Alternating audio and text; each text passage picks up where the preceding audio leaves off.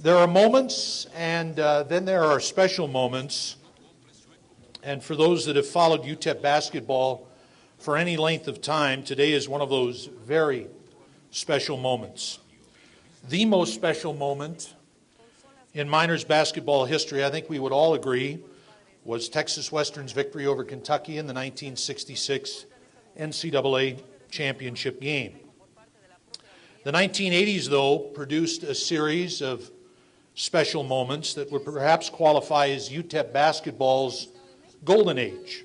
The Miners won 5 consecutive Western Athletic Conference regular season championships and made 7 straight NCAA tournament appearances as the nation rediscovered head coach Don Haskins.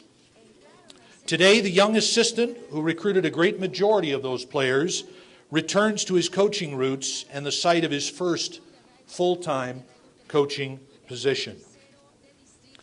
The Floyd name, for those of you that are not aware, goes way back to the early 1940s at Texas College of Mines. Tim's father, Lee, who was a pretty good coach in his own right, was both a basketball and a football letterman for the Miners.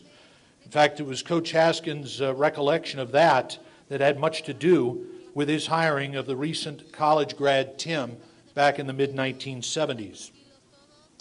Following a most successful decade as an assistant to Coach Haskins at UTEP, Tim Floyd ventured out on his own, first as the head coach at Idaho, then at the University of New Orleans, Iowa State University, the NBA's Chicago Bulls, and New Orleans Hornets, and back to the collegiate ranks at the University of Southern California. As you all know, he's currently an assistant with the Hornets.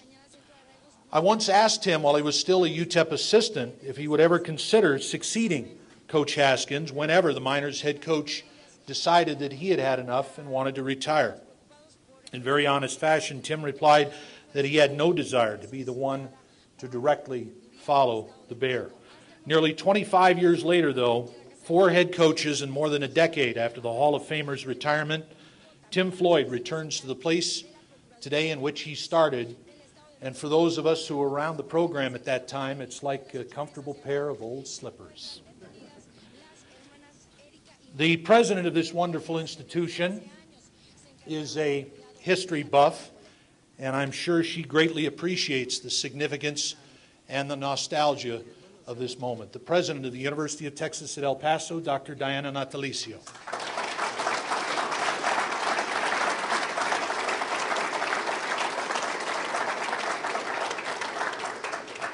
Well, good afternoon, buenas tardes, everybody. I am so delighted that you've all joined us on this very special occasion this afternoon. I want to first recognize my dear friend and the university's First Lady, Mary Haskins. Thank you for being here.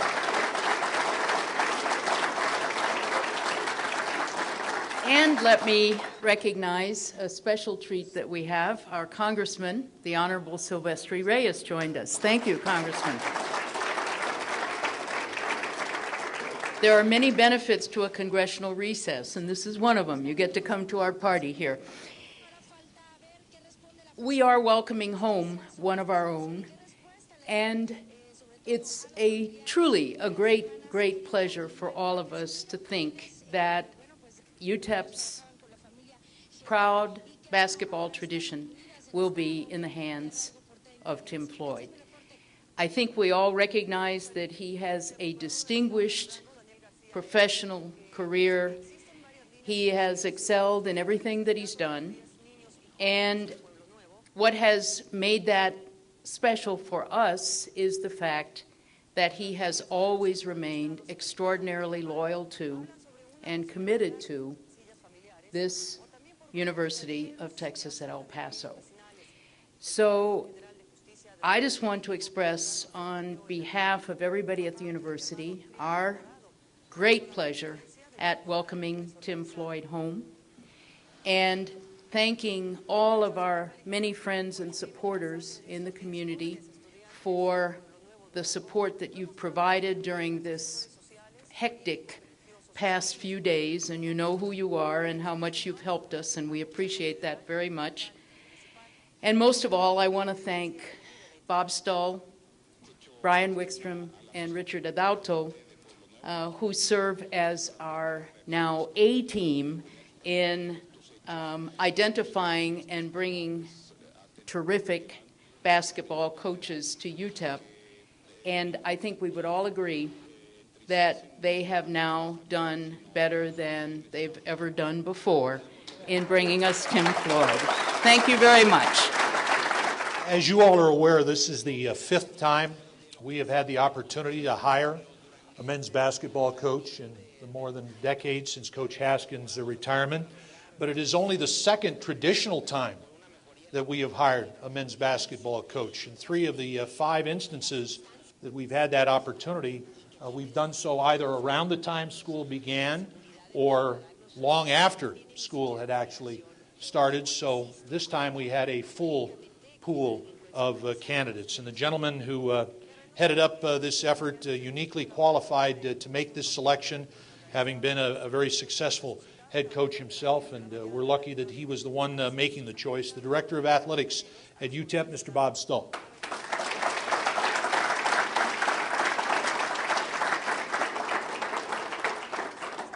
Thank you. Not only did we do 5 men, but we also did a women's search, and obviously Keitha was a spectacular hire for us also, who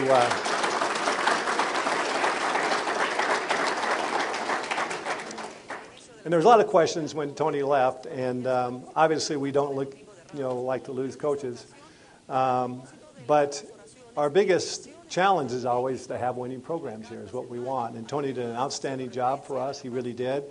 He got what he thought was a great opportunity, and so we congratulate him. And then we started on the quest again to look for another basketball coach. And I met with the team right after Tony met with the team to tell them what was happening. And that was not a fun moment because what happens with players, if you have change, is they're very apprehensive about their position. If I've started for the season, all of a sudden somebody comes in with a different style, I don't fit it, how do I fit into the program? So there's a lot of anxiety during that period of time, and I know they were very anxious. I told them I would try and find, number one, somebody that would continue the success that we had last year. We have certainly a very, very talented group of athletes, probably the best group we've had in a long, long time. I also want to bring somebody in that could develop our players. As every college players at some point would like to try to be an NBA player. Of course, very few make it, but the ones that do and have a chance, we want to develop them as best we can. And if we had a tie to UTEP, that would be even better. We started the search, and I told the group before that anytime there's a change, before you even announce that Tony's gone, you have 400 phone calls and 3,000 texts and faxes trying to get that particular job, which is exactly what the case was. So our biggest challenge, of course, was trying to narrow down that group and find the appropriate coach. And so we started our little quest. And the good thing was immediately when that occurred, I gave Tim a call. And I didn't know he was working with the Hornets. Didn't know if he would be interested in coming back here.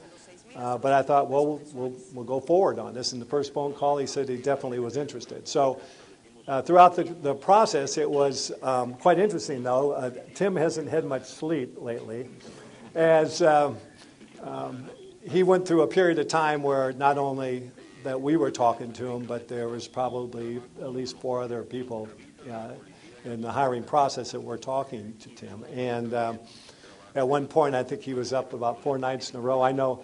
We saw him Saturday night. He had a basketball game, and so we went out afterwards to talk about the situation, had dinner and stuff, and instantly we got into stories about Don Haskins. And so at about 2:15 in the morning, Richard Adauto looked and said, we ought to probably talk about the job now. It's getting a little late. So we started that process, and we left the next morning. This was Saturday.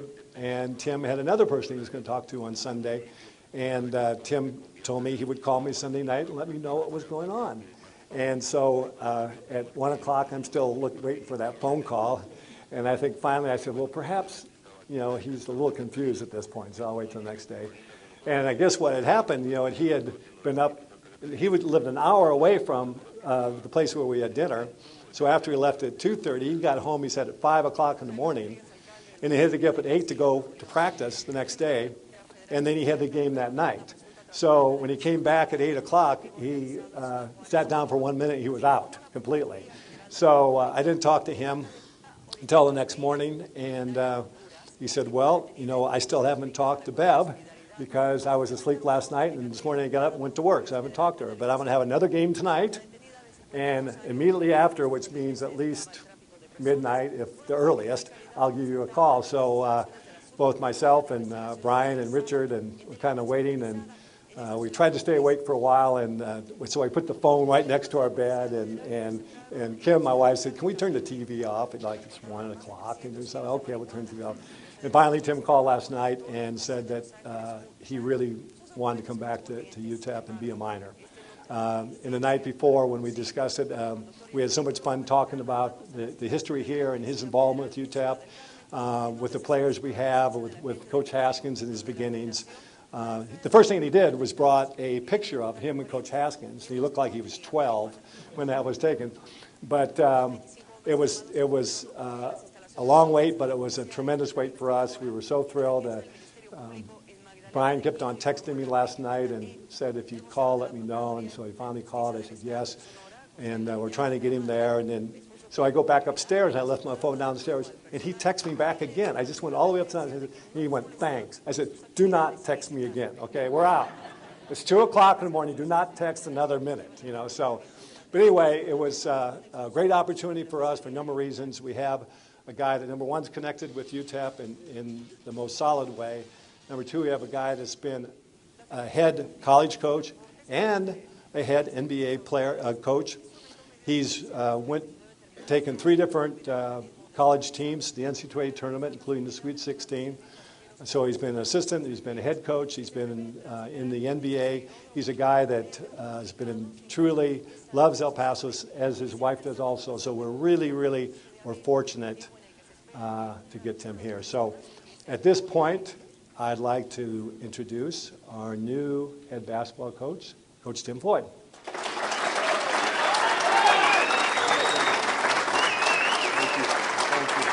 Thank you.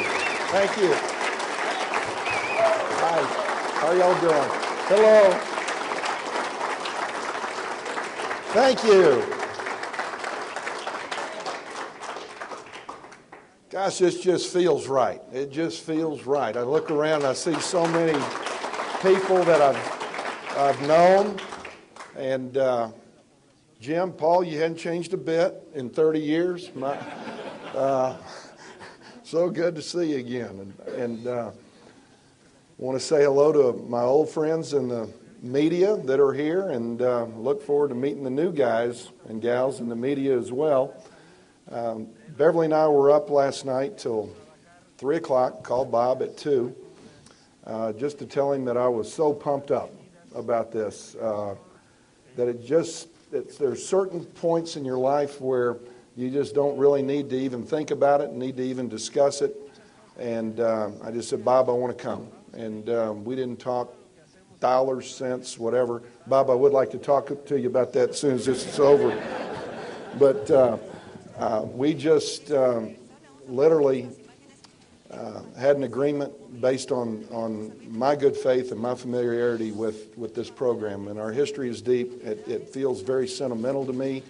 At this point, I went to Mesita Elementary School right down the road. Lived here from the time I was 2 weeks old till 8. I've actually lived in El Paso longer than any city that I've ever lived in. Our daughter was born here. Bob mentioned that my father was the athlete of the decade here in the 40s. I can remember living over in Piedmont and the family not having enough money for me to go to the game, but waiting for the football team to score so I could look out and see the fireworks going up on the scoreboard right after. And I had a great meeting today with Coach Price, and he loves it here as well. We are absolutely thrilled. And all I can tell you is thanks to Diana and Bob for giving me this opportunity. It's sentimental for other reasons. It's sentimental because I look over and I see former players. I see friends. I see my second mom and Mary Haskins, who I just spoken with last week, and love her like my mother. And Brent and David and Steve and the whole group. I came here when I was 22 years old and didn't know anything about the game of basketball. My father passed away when I was 17.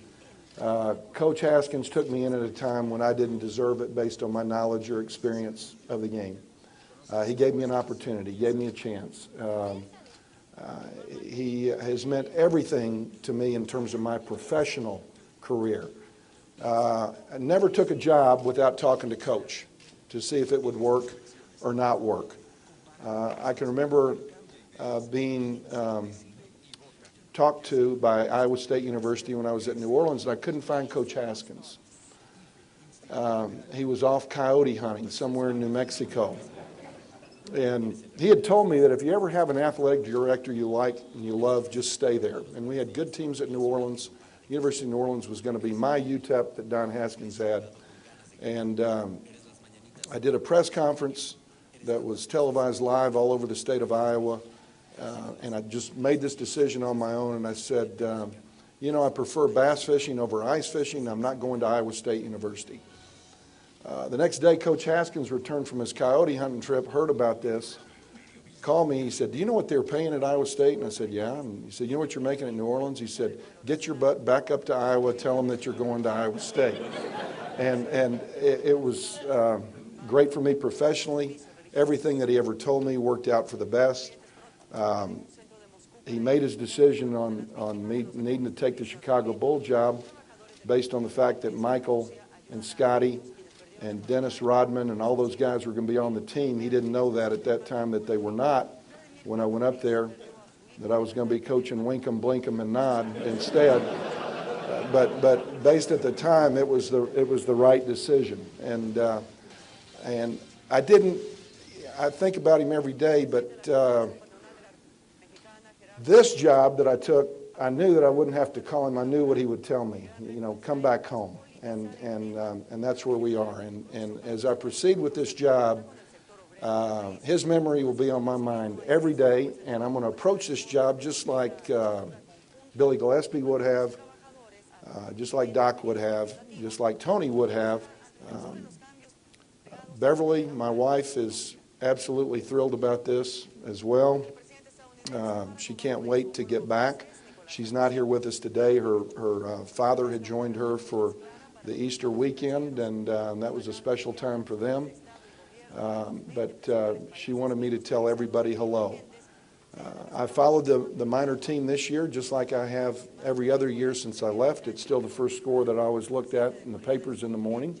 Had a chance to watch them on TV, and it appears to me that we have some fine talent here and an opportunity to have a fine team next year.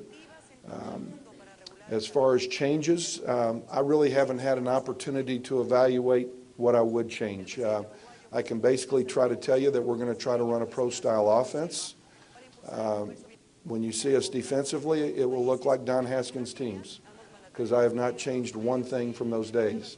Our offense may change from year to year just like Don Haskins' offense changed from year to year because we will always try to fit our offense around the talents of the individuals that we have versus having a system of play that players have to try to fit into and maybe they can't conform to based on their lack of ability to play in that system. So I can't tell you how we'll play offensively other than it'll be some type of pro-style offense that I think fits what players today want. I haven't lost my work ethic. I intend to try to work tirelessly to try to put together a championship-level program here. What championship level am I talking about? Well, I think the only one that y'all can relate with is 66. Conference championships probably don't mean much to you, and I've won a few of those along the way, and they probably don't mean as much to me anymore. So we'll be trying to put together a squad and a team that can go win it all. And everybody may say, that's crazy. You can't do that today. Well, tell Butler that right now.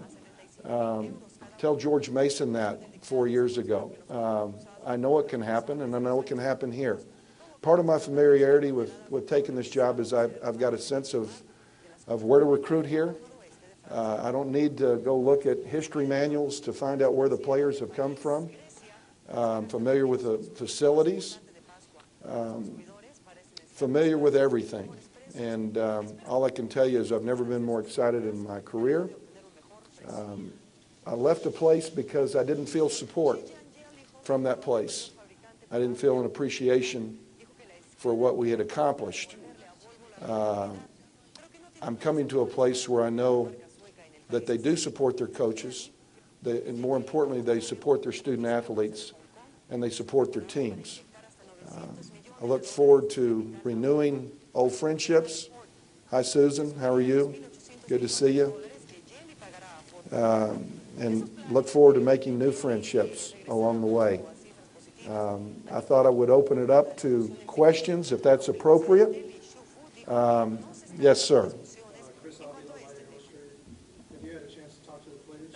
And if you have, I have had a chance to talk to the players. I didn't have a chance to listen to the players, and I'm going to visit and listen to the players tomorrow morning. I'm going to have individual meetings with our players tomorrow morning.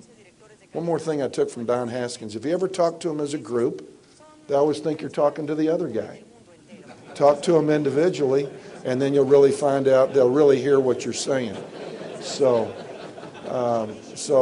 we're going to talk tomorrow individually. Yeah. Any other questions? Yes. It seems like the previous three coaches, everybody was sort of waiting, expecting them to leave for a better job. Could you see this being your last stop? You know, I said that at SC, and it was going to be my last stop. I've never wanted to be at a place where I wasn't wanted. I've got a lot of confidence in myself and my abilities and what I think I can do. And as long as the people want me here, I can't imagine wanting to be anywhere else. USC self-sanctioned the basketball program over institutional control violations.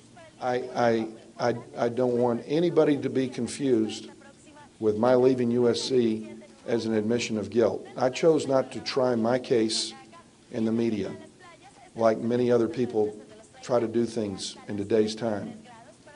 I left because of lack of support. I chose to have my case heard where it should have been heard with the NC2A, which I did a month ago. And I feel very, very, very confident about how the one allegation against me will work out. One thing I'd like to point out is I was aware of their allegation 6 months before it came out. Okay? And in the meantime, I had an opportunity to leave and go to the University of Arizona and the University of Memphis a year ago. And I chose to stay. If I had felt like I had done something wrong, I think I probably would have left and taken another job. But I chose to stay because I knew that I had done nothing wrong. And I'm glad that this university chose to do their due diligence, do their background work, and I can't tell you how much I appreciate them and the other universities that wanted to hire me this spring. And I look forward to building something here that everybody can be proud of.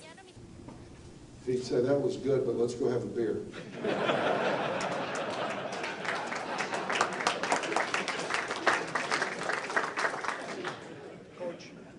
Coach, Pedro from El Diario.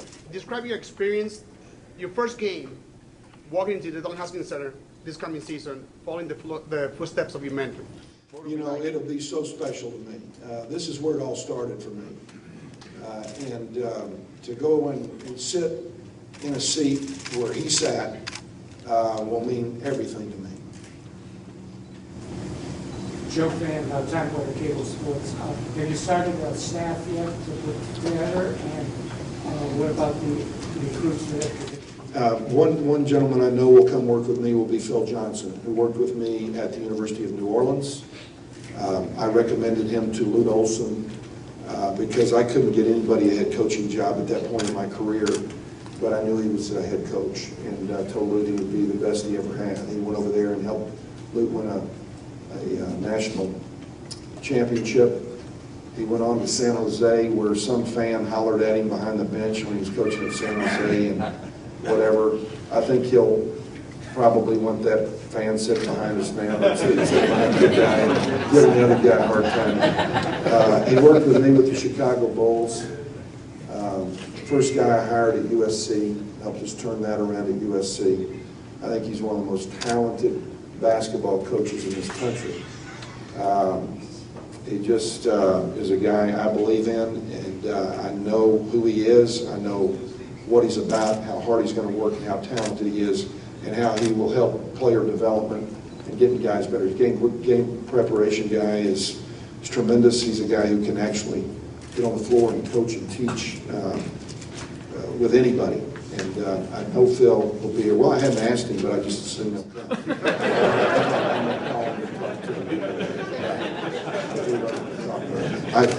I called him last night, and he was asleep. It was 3 o'clock in the morning in New Orleans. It was 1 a.m. in Los Angeles. He was retained by Coach O'Neill. And I left him a message, and I said, well, Phil, I assume you've been looking on the internet. I said, I don't go on the internet, but I assume there's stuff on there about me taking another job, and I would assume you're trying to recruit, trying to find some players someplace. Just left him that message, you're going to have some lined up, because I may be taking a job tomorrow. And I didn't tell him what job.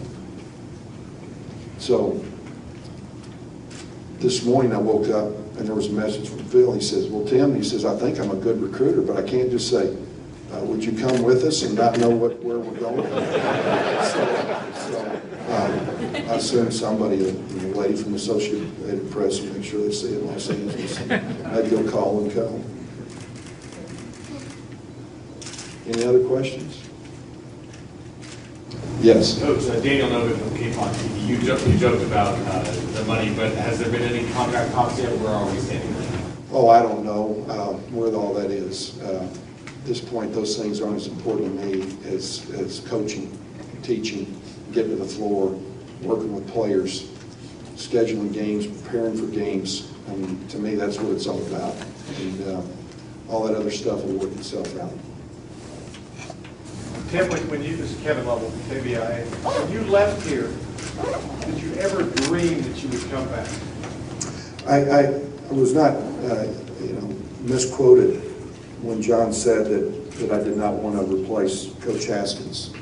I've been a student of coaching, student of the business, and I wanted to be able to feed my family for a long time, get them to a point, get my daughter through college, and pay for a wedding and all those things. And no, I didn't want to replace Coach because I would have been gone in 2 or 3 years. You win 25 games, and they said, well, hell, he'd have won 28. You win, a national championship game, and you said, well, Coach beat him by 7, you only beat him by 2. You've never done enough. But I think there's been enough time now. Enough has passed, a different point in my life, and I wish he was still around, but no, it feels absolutely perfect right now. Well, listen, thank you all. Look forward to seeing you and working with everybody in the media again, and go get them Miners.